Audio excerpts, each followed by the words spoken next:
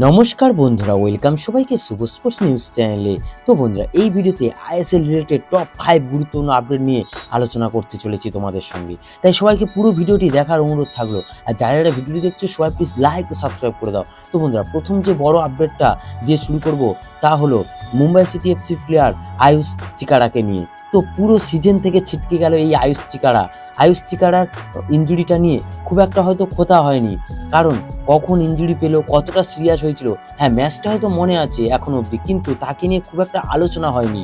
কারণ তখন মনে হয়েছিল যে তার অতটাও ইনজুরি হয়নি, হয়তো তার ফিরে আসার চান্স ছিল, কিন্তু এই মুহূর্তে তার ফিরে আসার সম্ভাবনা নেই। হয়তো তার বয়সটা যেহেতু কম, তাই হয়তো তাকে নিয়ে আর রিস্ক নিতে চাইছে না টিম ম্যানেজমেন্ট। তো বন্ধুরা, দ্বিতীয় বড় আপডেটটা হলো মোহনবাগানের বর্তমান কন্ট্রাক্টেড প্লেয়ার নামতেকে নিয়ে। তো কয়েকদিন আগে থেকে শোনা যাচ্ছিল যে নামতের সঙ্গে কথাবার্তা চালাচ্ছে চেন্নাই সিটি এফসি। তবে এখন শোনা যাচ্ছে শুধু চেন্নাই নয়, চেন্নাই ছাড়াও দুটো আইএসএল ক্লাব তার সঙ্গে কথাবার্তা চালাচ্ছে। তারা হলো কেরালা ব্লাস্টার ও ব্যাঙ্গালোর এফসি। তো একটা কথা এখানে বলে রাখা দরকার, যে ক্লাবেই সই করুক না কেন, প্রতিটা টিমে কিন্তু সেন্ট্রাল মিডফিল্ডার রয়েছে, সে কেরালায় হোক বা ব্যাঙ্গালুরুতে হোক বা মোহনবাগানে হোক, তাই তাকে কিন্তু ব্যাকআপ হিসেবেই খেলতে হবে।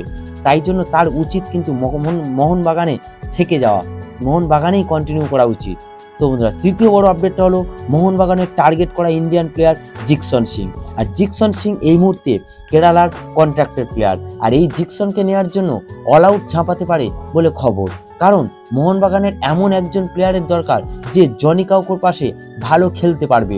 এবার এই পজিশনে খেলার জন্য কিন্তু কলকাতার হাতে প্লেয়ার রয়েছে, গ্লেন মার্টিন, দীপক টাংরি, এরা আছে, কিন্তু এদের পারফরমেন্স খুব একটা ভালো নয়। তাই জিকসনের মতো প্লেয়ারকে টার্গেট করছে মোহনবাগান। এবার কেরালা কিন্তু তাদের কোনো প্লেয়ারকে হুট করে ছেড়ে দেয় না, তবে সাহালকে যেমন আনতে পেরেছে প্রীতম কোটালকে দিয়ে, ঠিক তেমনি জিকসনকেও আনতে পারবে কোনো একটা প্লেয়ারকে দিয়ে, সেটা অবশ্যই আমরা আশা রাখতে পারি। তো বন্ধুরা, চতুর্থ বড় আপডেটটা হলো ইকার গুয়ারোটক্সেনাকে নিয়ে। তো এই প্লেয়ারটিও চোটের কারণে মুম্বাইয়ের হয়ে আর খেলতে পারবে না এই সিজনে। তো ইকারের যখন চোটটি লেগেছিল তখনই বোঝা গিয়েছিল চোটটা গুরুতর হতে যাচ্ছে। তবে প্রথম চোট যখন পায় তখনই উঠে যাওয়া উচিত ছিল তার, কিন্তু প্রাথমিক একটা চিকিৎসা করেই তাকে আবার মাঠে নামিয়ে দিয়েছিল কোচ। আর এক্ষেত্রে ভুলটা কার হতে পারে? কোচের, খেলোয়াড়ের, নাকি তার নিজের, নাকি মেডিকেল স্টাফের?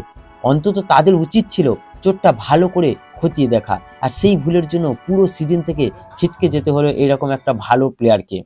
তো বন্ধুরা, পঞ্চম আপডেটটা হলো মার্কো লেসকোভিচকে নিয়ে। তো এই প্লেয়ারটি কিন্তু আগামী সিজনে কেরালাতে কন্টিনিউ করবে না, তার সাথে কন্ট্রাক্ট এক্সটেনশনও হচ্ছে না। এই সিজনে চোট আঘাতের ফলে খুব একটা ভালো খেলতেও পারেনি সে, তাই তাকে ছেড়ে দেওয়ার সিদ্ধান্ত নিল কেরালা ব্লাস্টার এফসি। তো বন্ধুরা, এই ভিডিওতে এই আপডেটগুলি জানার ছিল। আর যাদের ভিডিওটি দেখছো সবাই প্লিজ লাইক ও সাবস্ক্রাইব করে দাও।